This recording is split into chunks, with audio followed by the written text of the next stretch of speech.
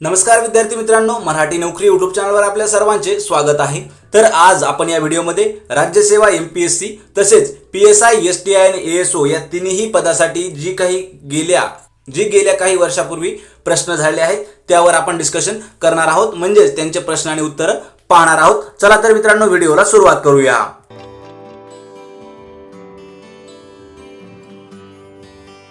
तर आजचा आपला पहिला प्रश्न आहे, स्थानिक स्वराज्य संस्थांच्या निवडणुकीच्या मतदार याद्या तयार करणे, निवडणुकाचे आयोजन करणे आदी निर्वाचन विषयक कार्य डॅश मार्फत घेतली जातात। योग्य उत्तर आहे पर्याय क्रमांक 2 राज्य निवडणूक आयोग।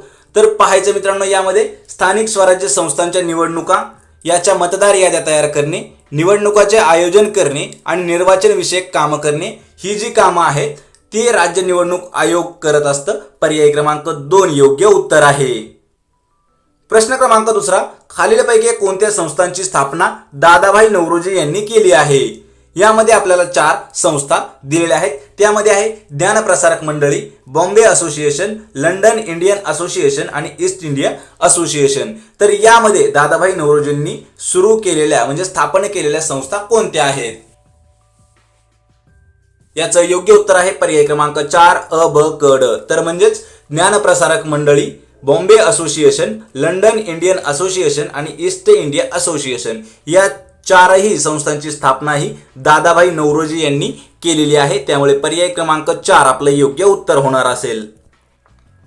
प्रश्न क्रमांक 3, देवबंद चळवळीने 1885 मध्ये स्थापन झालेल्या भारतीय राष्ट्रीय काँग्रेस सभेबद्दल कोणती प्रतिक्रिया व्यक्त केली आहे? योग्य उत्तर आहे पर्याय क्रमांक 1 म्हणजेच राष्ट्रीय काँग्रेस सभेचे त्यांनी स्वागत केले। पर्याय क्रमांक 1 योग्य उत्तर आहे। प्रश्न क्रमांक 4 आहे, तर यामध्ये आपल्याला 2 विधानं दिली आहेत। त्यामध्ये आहे पहिलं, द्वीपकल्पीय पठारी प्रदेशातील लोकांचा मुख्य व्यवसाय शेती आहे आणि दुसरं आहे, या प्रदेशातील पिके कापूस व सोयाबीन ही आहेत, तसेच हा प्रदेश सिंचनासाठी पावसावर अवलंबून असतो। आणि याचं योग्य उत्तर आहे पर्याय क्रमांक 4। तर वरी दिलेले आपल्याला दोन्ही विधानं आहेत, तर ही अ आणि ब ही दोन्ही विधानं बरोबर आहेत। त्यामुळे पर्याय क्रमांक 4 योग्य असणार आहे। तर द्वीपकल्पीय पठारी प्रदेशातील लोकांचा मुख्य व्यवसाय हा शेती आहे आणि या प्रदेशातील पिके कोणती आहेत? कापूस व सोयाबीन ही असून प्रदेश हा सिंचनासाठी पावसावरती अवलंबून असतो। पर्याय क्रमांक 4 आपल्याला योग्य उत्तर आहे। प्रश्न क्रमांक 5, हिमालयाच्या पर्वतातील शिवालिक रांगांच्या दक्षिणेकडील आणि हिमालय पर्वताच्या संपूर्ण लांबीपर्यंत डॅश नद्यांची मैदाने जगातील अतिसुपीक प्रदेशापैकी एक आहेत। योग्य उत्तर आहे पर्याय क्रमांक 2 गंगा आणि सिंधू नदी। तर पहा, हिमालयाच्या पर्वतातील शिवालिक रांगाच्या दक्षिणेकडील आणि हिमालय पर्वताच्या संपूर्ण लांबीपर्यंत गंगा व सिंधू या नद्यांची मैदाने ही जगातील अतिसुपीक प्रदेशापैकी मानली जातात। पर्याय क्रमांक 2 योग्य उत्तर आहे। प्रश्न क्रमांक 6, दामोदर प्रकल्प हा भारतातील प्रथम बहुउद्देशीय प्रकल्प असून तो निर्मितीप्रमाणे खालील उद्देश ठरवले जातात। आपल्याला 4 उद्देश दिलेले आहेत। तर त्यामध्ये पहा यामध्ये जलविद्युत निर्मिती तसेच महापूर रोखणे, जलवाहतूक आणि उद्योगासाठी पाणी। योग्य उत्तर आहे पर्याय क्रमांक 4 वरील सर्व। म्हणजे दामोदर प्रकल्प हा भारतातील प्रथम बहुउद्देशीय प्रकल्प असून तो निर्मिती मागे जलविद्युत निर्मिती, महापूर रोखणे, जलवाहतूक आणि उद्योगासाठी पाणी ही उद्देश त्यांनी ठरवलेले आहेत। पर्याय क्रमांक 4 वरील पैकी सर्व योग्य उत्तर आहे।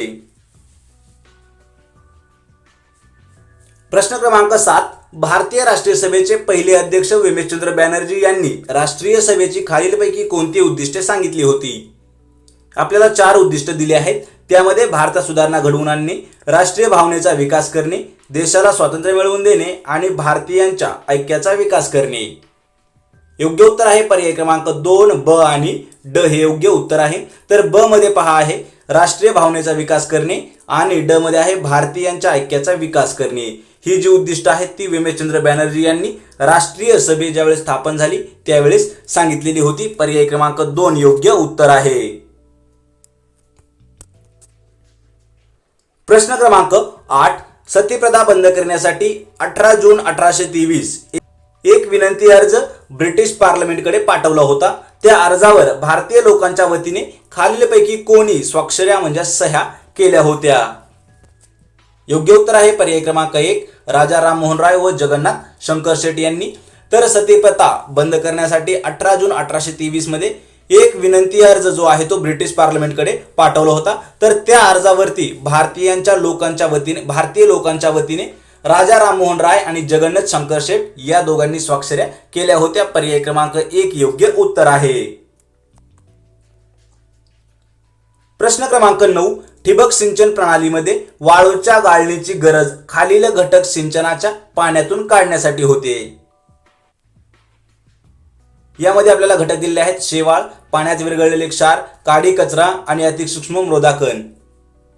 योग्य उत्तर आहे पर्याय क्रमांक 2 अ आणि क. तर यामध्ये अ आहे शेवाळ आणि क आहे काडी कचरा. तर पहा ठिबक सिंचन प्रणालीमध्ये वाळूच्या गाळणीची जी गरज खालील घटक म्हणजे खालील कोणती घटक आहेत शेवाळ आणि काडी कचरा हे पाण्यातून काढण्यासाठी केला जातो. पर्याय क्रमांक 2 योग्य उत्तर आहे. प्रश्न क्रमांक 10 घरगुती हिंसाचारापासून महिलांचे संरक्षण अधिनियम 2005 याप्रमाणे संरक्षण आदेश आणि इतर आदेश पारित करणे हे कोणत्या न्यायालयाच्या कार्यक्षेत्रामध्ये येत आहे. योग्य उत्तर आहे पर्याय क्रमांक 3 प्रथम श्रेणी न्यायदंडाधिकारी. तर पहा मित्रांनो घरगुती हिंसाचारापासून महिलांचे संरक्षण अधिनियम 2005 यानुसार संरक्षण आदेश आणि इतर आदेश पारित करणे हे प्रथम श्रेणी न्यायदंडाधिकारी या न्यायालयाच्या कार्यक्षेत्रामध्ये येते म्हणजेच कार्यक्षेत्र आहे. पर्याय क्रमांक 3 योग्य उत्तर आहे. प्रश्न क्रमांक 11 भरपूर कृषी उत्पादन झालेल्या काळात जर किमतीत जास्त घसरण झाली तर उत्पादक शेतकऱ्यांना संरक्षण देण्यासाठी केंद्र सरकार डॅश किंमत निश्चित करत असते. योग्य उत्तर आहे पर्याय क्रमांक 1 किमान आधारभूत किंमत. तर पहा ज्यावेळी भरपूर कृषी उत्पादन झालेला जो काळ असेल जर त्यामध्ये किंमत जास्त घसरण झाली म्हणजे त्याच्या किमतीत जर जास्त प्रमाणात घसरण झाली तर उत्पादक शेतकऱ्यांना संरक्षण देण्यासाठी केंद्र सरकार ही किमान आधारभूत किंमत निश्चित करत असते. त्यामुळे पर्याय क्रमांक 1 योग्य उत्तर आहे. प्रश्न क्रमांक 12 शरीराकरिता आवश्यक असणाऱ्या उष्मांक म्हणजेच कॅलरी या गरजेचा अंदाज घेण्यासाठी बाबी विचारात घेणे आवश्यक आहे. यामध्ये आपल्याला शारीरिक हालचाली, शरीराची ठेवण, कुपोषण आणि हवामान व वातावरण. योग्य उत्तर आहे पर्याय क्रमांक 4 अ ब क ड हे सर्व योग्य आहेत. तर यामध्ये शारीरिक हालचाली, शरीराची ठेवण, कुपोषण, हवामान व वातावरण, शरीराकरिता आवश्यक असणाऱ्या कॅलरी गरजेचा अंदाज घेण्यासाठी या चारही बाबींचा विचार करणे आवश्यक आहे. त्यामुळे पर्याय क्रमांक 4 योग्य उत्तर आहे. प्रश्न क्रमांक 13 होम रूल चळवळीसाठी खालीलपैकी कोणत्या संघटना एकत्र आल्या होत्या. यामध्ये आपल्याला काही 4 संघटना दिल्या आहेत. त्यामध्ये मुस्लिम लीग, होम रूल लीग, काँग्रेस आणि स्वराज्य पक्ष. योग्य उत्तर आहे अ ब क म्हणजेच पर्याय क्रमांक 1. तर अ म्हणजे आहे मुस्लिम लीग, ब म्हणजे आहे होम रूल लीग आणि क म्हणजे आहे काँग्रेस पक्ष काँग्रेस. त्यामुळे पर्याय क्रमांक 1 योग्य उत्तर असणार आहे. तो होम रूल चळवळीसाठी या संघटना एकत्र आलेल्या होत्या 1, 2 आणि 3. त्यामुळे पर्याय क्रमांक 1 योग्य उत्तर आहे. प्रश्न क्रमांक 14 1917च्या मॉन्टेग्यू घोषणेनंतर लोकमान्य टिळकांनी सरकारला सहकार्य करण्यासाठी जाहीर केलेल्या धोरणाला काय म्हटले गेले. योग्य उत्तर आहे पर्याय क्रमांक 2 प्रतियोगी सहकारिता असे त्याला म्हटले गेले. तर पहा 1917च्या मॉन्टेग्यू घोषणेनंतर लोकमान्य टिळक यांनी सरकारला सहकार्य करण्यासाठी जे धोरण आकारले होते त्याला प्रतियोगी सहकारिता असे म्हटले गेले होते. पर्याय क्रमांक 2 योग्य उत्तर आहे. संपूर्ण व्हिडिओ पाहिल्याबद्दल आम्ही आपले आभारी आहोत. तर मित्रांनो आज दिलेली माहिती जर तुम्हाला आवडली असेल तर लगेचच मराठी नोकरी या चॅनलला सबस्क्राईब करा म्हणजे अजून असे बरेच नोकरीविषयक माहिती असलेले व्हिडिओ तुम्हाला पाहता येतील. धन्यवाद.